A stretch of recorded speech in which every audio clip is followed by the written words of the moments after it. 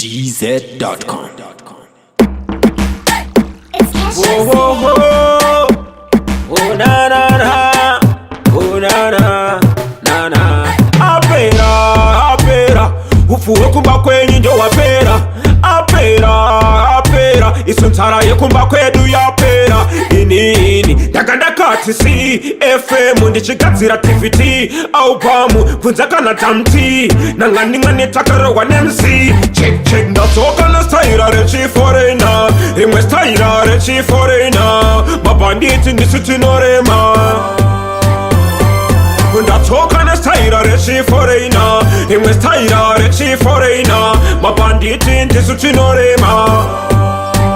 Follow me then. Check this style akenda set a pace. Nakubata shimafita shishe kuchase. Shimafisha sishe ku MTV pace. Bawute kutenda zika kumateres. Dawa kuita zawano na mufirimu. Chikopo ndaga chigara seritimo. Apa fasha nirondi gara kunge mutimo. Uchawa una bachidona kutipidiku. Nakuwanza shimasutu kunge pini man. Foreign bases atapiwa kapini man. Jikiri bidigo wasa raskelebo man. Dewa gawana kumbo mira wa fine. Natoka na style rechi foreigner. Imwe style rechi foreigner. Mabanditi nisutinorema. Ndatoka na style rechi foreigner. Imwe style rechi foreigner. Mabanditi nisutinorema. Apera. Ufuwe kumba kwenye njo wapera. Apera. Isuntara ye kumba kwedu ya pera. Ini. Daganda katisi.